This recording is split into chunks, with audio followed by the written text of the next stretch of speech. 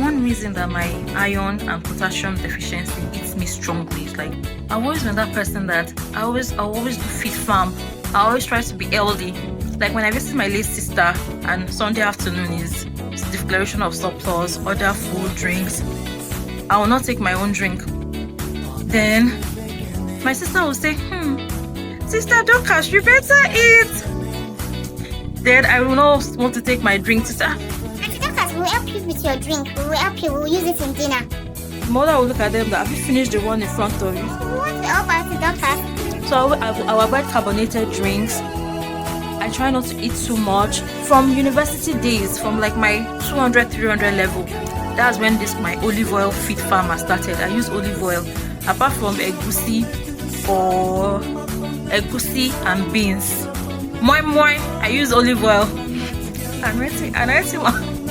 You'll be so anointed if you live with me.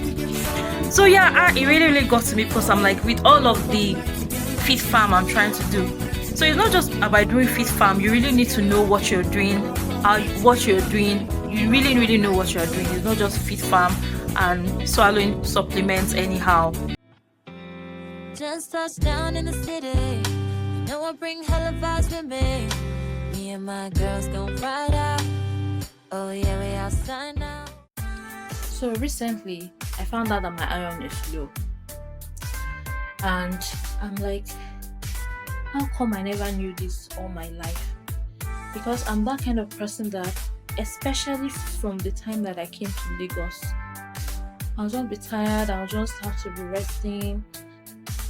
But I have a feeling it's since that time that my iron has been coming down. But here in Canada, every 2-3 years, and I think that's like maybe the recommended minimum, you do blood work. So the first time I went to the doctor, she told me to go do my blood work.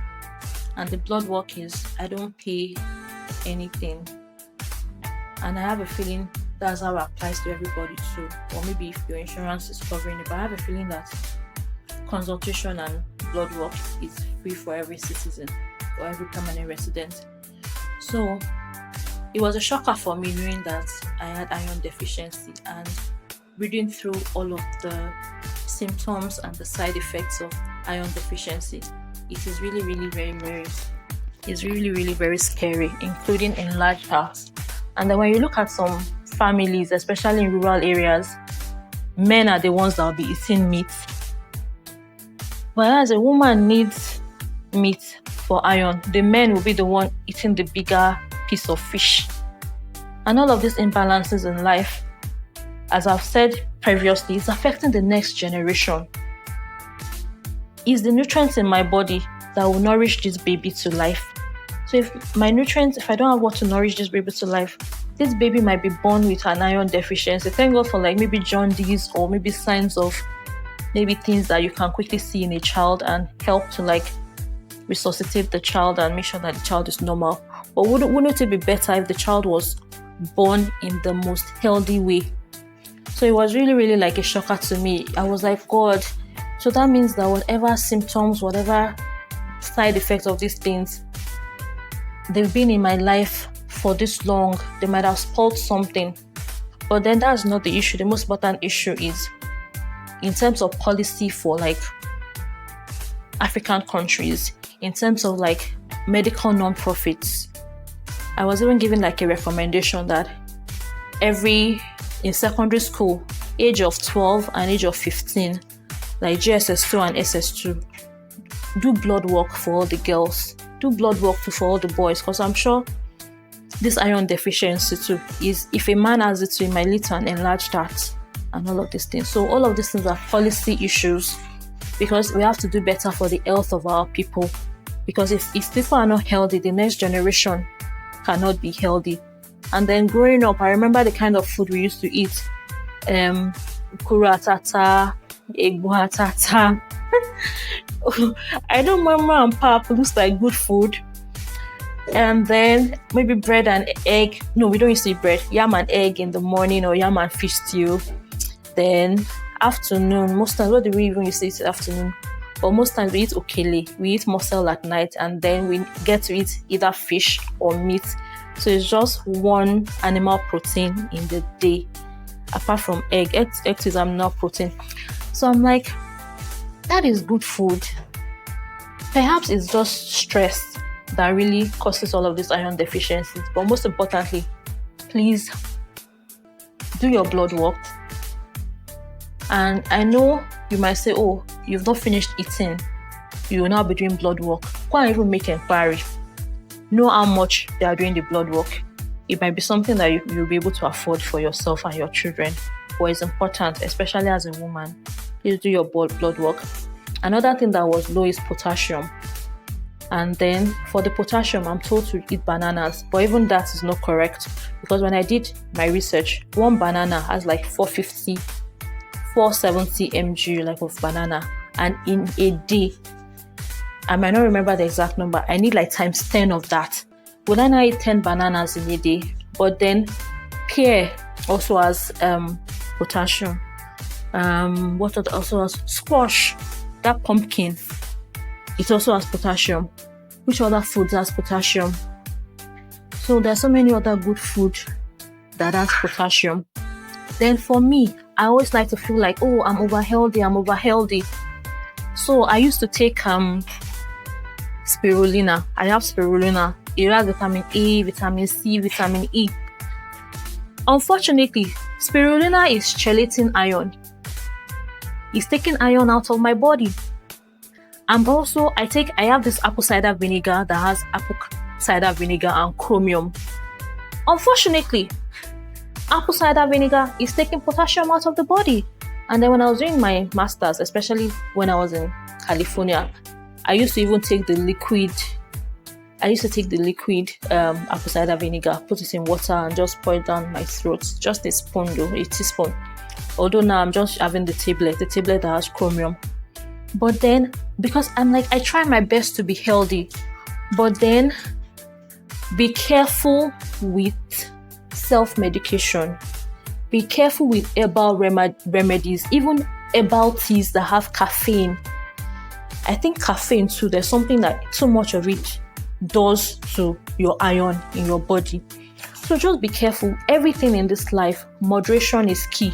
They will not now say, oh, you want to get iron from beef, and then go and eat a lot of cow beef, and then create like cholesterol issues for yourself too. Pork also has iron. So many other varieties of food have iron. So I'm just poverty is too much, I don't have money to buy X and X food. Just eat variety. Even mango, I think mango also has like potassium. Just eat variety of food. Try and eat fruits. Although me now, I used to eat fruit a lot, but my iron is too low. But most importantly, first step, eat a variety of food. Try and do your blood work. And for the government, for non-profits, please, the way that you come and give us immunization, collect blood sample too, or give people like slip that they can go to a lab and get their blood work. Maybe when God blesses me, or maybe somebody that is listening to this, and if you want to give people sleep, please start from Ilesha and Okitipupa. Please start from Okitipupa, that's where I'm from. And because I'm the one giving you this idea, please take care of my other girls in Okitipupa. Because at least we need to start from somewhere. But please, if God blesses you and that you can give like coupon, I don't think now, or to give everybody. That's why we should even burn less. I like something that Tolulope Solutions was saying yesterday. Let the men get vasectomies. Although that looks like we are trying to like castrate the men. We are not trying to castrate the men. It's unfair. It's unkind to say that a woman should be the one taking hormonal contraceptives throughout all our reproductive years. It is unfair. In fact, it's unkind. In fact, I want to say that it is evil, it's insensitive. So you've had your 1 or 2 children. Even that one child you cannot take care of. Get a vasectomy. And if you cannot get a vasectomy, prioritize always using a condom. Say a condom would reduce the sensation. Get the one that has vanilla. Get the one that has chuku. Like the way that they have innovated condom. If you cannot use condom and you'll be satisfied, nothing can satisfy you. You have a problem. You should go for deliverance. So that being said, how did we get here? Iron and potassium deficiency. Now, for example, I was not saying that perhaps it was the food mommy was giving us, but then our parents tried their best for us. Mommy or daddy are not the cause of poverty in Africa. Even if they were the cause of poverty in Africa, like perhaps they might not want to give us too much red meat because it might not also be good. They know, they've heard about it, that's not good. There was a time that they were saying wheat. Everybody that has diabetes, wheat. But then it was even now finally found out that wheat has gluten. Wheat might not really be good for diabetic people. So all of this, like say, unnecessary news flying around, word of mouth. But the thing is, our parents did their best for us. So now if you go and do your iron test, your potassium test, and you find out that your potassium is low, don't come and say it's your mother, because me now, I don't want to say too much, but I am angry with my mother, and I know that many of us are angry with our mother. Some of us are angry with our father. Many water under the bridge. That is in the past. Can we focus on the future now? Try get your iron test, and then if your iron is low and the doctor says you need to be on supplementation, please be on supplementation, because this is very important for your reproductive health. It's important for your heart. You need your heart to push your children. And then if they say, oh, do CS, don't say it's not, I have to push. That shows you're a mother. That shows you're a mother is your ability to put yourself, to train your children well. It's not about if you push or you do a CS, because I don't know how people get foolish ideas. Please. And you need that health. If anything is going to jeopardize your health and your doctors are recommending a CS, that same faith that you need to push is the same faith you need for CS. Some people push, they still have eclampsia. A lot of people push, they still have complications. So just trust God and do whatever things that the doctors have recommended for you. And in terms of like our parents and the things that our parents have done, you need to forgive your parents, because when you look at the things your parents have done, they didn't do it in a vacuum. They did it within a system of poverty, a system of like inadequate information. So you cannot punish your parents for a systemic failure. That is unfair. To hold a grudge against your parents and make them a scapegoat for a systemic failure. So please, I hope with these 3 points of mine, we will all forgive our parents. The parents that have offended us, the parents that are still offending us, and the parents that will also offend us in the future, because I think when they saw faces will come, it's as if like they do that parents will not stop offending people. So the children are the one offending the parents. The parents offended the children first. They are just reaping what they sow. It's in the Bible, seed time and harvest will remain. Nobody should come and argue with me. So forgive your parents. Then please take care of your health. Your parents have given birth to you. They might not have the resources to give you everything, but you, as you grow up, as you mature, take care of your health. Manage stress. Find a place, just breathe in and breathe out for 20 minutes a day. Let blood flow through all your parts of your body. Manage stress. Anybody want to fight with you, avoid them, avoid trouble. Avoid stress, avoid trouble. You cannot be in the hospital. Then after you have forgiven your parents, you have avoided stress, try and eat a variety of food. Be careful with the okele that you are eating. If you want to eat okele, unripe plantain with corn is very good. I don't know why they don't use sweet potato and Irish potato to do blend, make it dry, either air fryer or in the sun. I don't know why they don't do that. But eat healthy food. Even unripe plantain also has iron. Sweet potato has iron. Spinach and ugu, water leaf and ugu. Eat edikaikon with different assorted meats. You'll be okay. you'll be okay. Just look for variety and be happy. Because there's a way that sadness affects the inner lining of the stomach. I'm telling you something, believe me. If I'm telling you, you don't need to ask ChatGPT. You can accept it as a global truth. Sadness affects the inner lining of the stomach and affects how nutrients get into your blood and the kind of nutrients that are entering your blood. So please, eat variety of food, do your blood test, and by the grace of God, try not to get fat. Although there are a lot of issues that have happened at childbirth that might predispose you to get fat. So if you are fat, don't be angry with yourself, but try your best not to get too fat. Try your best not to eat too late at night. Try your best to exercise, even if it's taking a walk.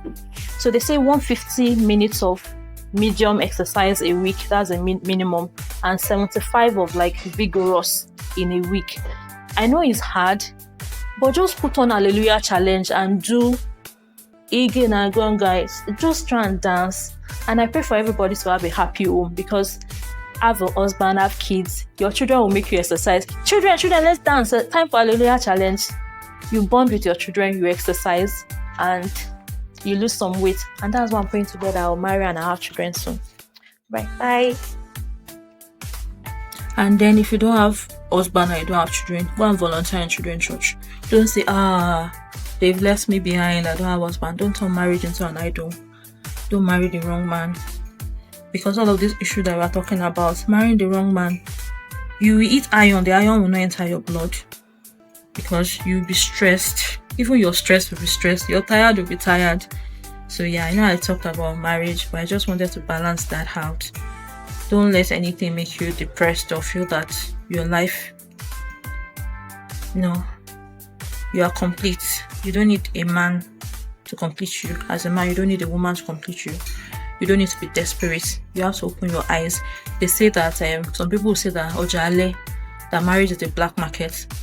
I beg to disagree. Be a good woman. Put enough value into yourself. You'll find a good man that has also put enough value into himself. Don't go low. Marry a good Christian. Don't go low. Marry someone with values. Don't go low. Marry somebody that is interested in building a family. And I know that the Holy Spirit will guide you. You will not make mistakes. I will not make mistakes. And we'll all have happy homes. But don't be desperate. Don't be pitying yourself. Because all things are working together for your good. Ciao. And don't get me wrong, when I say prioritize Okitipupa or Ondo State for iron, I'm not trying to be tribalistic, because one of the symptoms of iron is also pale skin, and that's something I've observed in my own skin and in the skin of most of the people that I've met from Ondo State. Also, like Calabar, Cross River, if you look at them, they always have facial hair. So for people in that area, if anybody wanted to do an intervention, every girl child that is like maybe 16, 17 should have their first hormone profile. And then if they are susceptible to PCOS, try helping them, encourage them not to drink too much Coke or Fanta. Let them know that PCOS is in that their hormone profile is something that can lead to PCOS if something triggers it, like stress or whatever that triggers PCOS. Because for me, it was when I got to Lagos, 27. No, it was before 27. My first period, that was like 2 weeks. I'm like, woman with the issue of blood, Tani Moshe. So yeah, for Cross River and Calabar, it might be good to find out at which age should somebody check their hormone profile, and when it's too early, when it's too soon to start having this kind of conversation with them. But the thing I've observed is that women are deep. There's nothing you want to explain to a woman, even a 9-year-old girl. She will get it. I don't just understand what's happening with boys. I know that was why God created woman after He created man, because it was like, I don't know what's happening, but girls, women, we get things more than the other.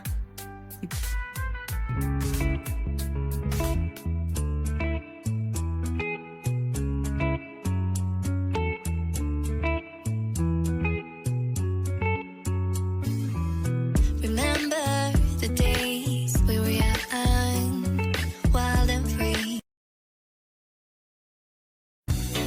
Talking about deficiencies too, although I already hinted at it previously, but let me just emphasize this more. There are certain foods that you should not eat together. Definitely, you don't want to eat an iron-rich food and eat it with spirulina.